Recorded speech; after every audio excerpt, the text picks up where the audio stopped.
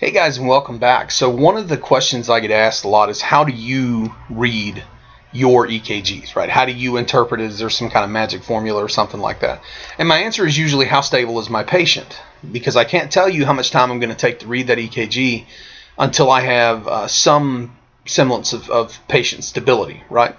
So the real answer to that question is, before I ever take a 12 lead, I have a good baseline set of vitals, especially on critical patients, right, or patients that I know are truly sick. So a good manual blood pressure, a palpated pulse, a pulse ox on top of that, right, and a rhythm strip of some kind. Sometimes capnography, it just depends, but I have a good patient assessment and a general impression. And then I determine how fast I need to read the 12 lead, and I prioritize, right? So let's talk about the 12 lead quick read a little bit. So why quickly? 12 leads, when you read them, you can kind of think of it like triage. Sometimes you're trying to figure out the biggest chief complaint or the underlying cause of a big chief complaint. Is this shortness of breath from COPD or CHF? Is it pneumonia? Or is it shortness of breath from a giant PE, right? So sometimes you have to determine how critical your patient is before you say, okay, I'm going to take forever to study this 12 lead or see what I can find. You know, your austere stuff is not as important always to your patient condition. You don't take the time to look for signs of advanced stage COPD on a 12 lead when you suspect your patient's having an MI. So that's kind of the reason why you need a quick read method sometimes. So there's a wealth of information on a 12 lead, but sometimes we just want to establish patient stability. Sometimes we just want to know where we're taking them. A lot of services transfer directly to PCI centers, right? So sometimes we're looking, is this a STEMI or not? Is this an MI or not? Is this a giant PE or not?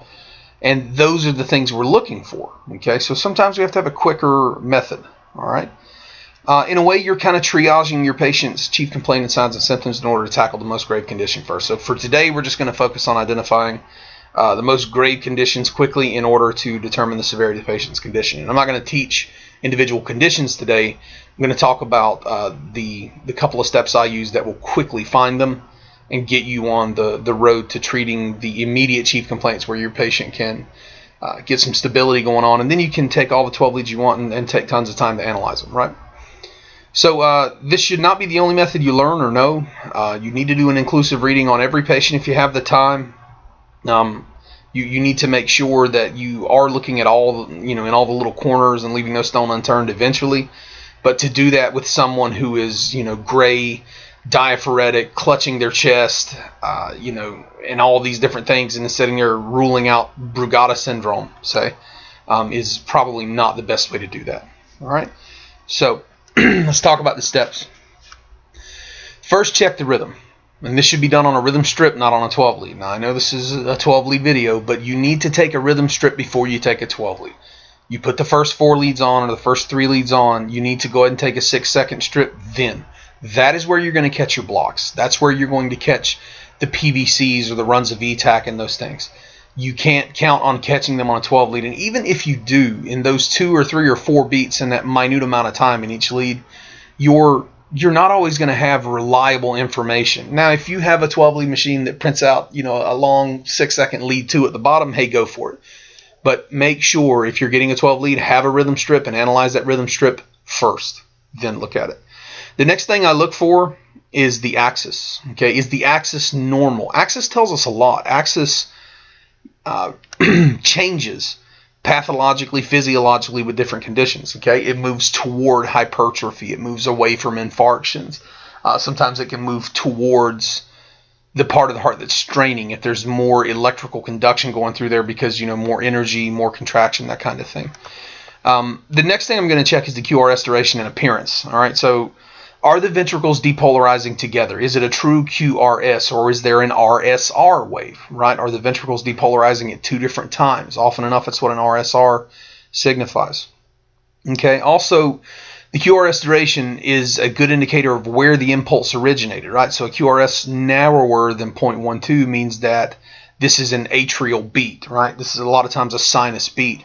And anything greater than 0.12 means that this conduction was slowed down for some reason, or that the the impulse could have originated in the ventricles. Okay, and then make sure you're checking QRS times in V1 as well. Okay, so don't just look at your printout at the top of the EKG and don't just look at QRS duration in one lead. Pay particular attention to V1. That's where the bundle branch blocks come from. Okay, or the diagnosis of the bundle branch blocks in the field.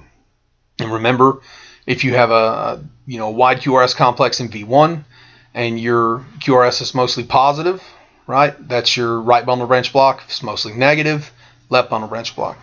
It's at this point I'm going to look for elevation, depression, and imposters. All right, so elevation. Any ST segment elevation does not always mean STEMI. It doesn't always mean infarct of any kind.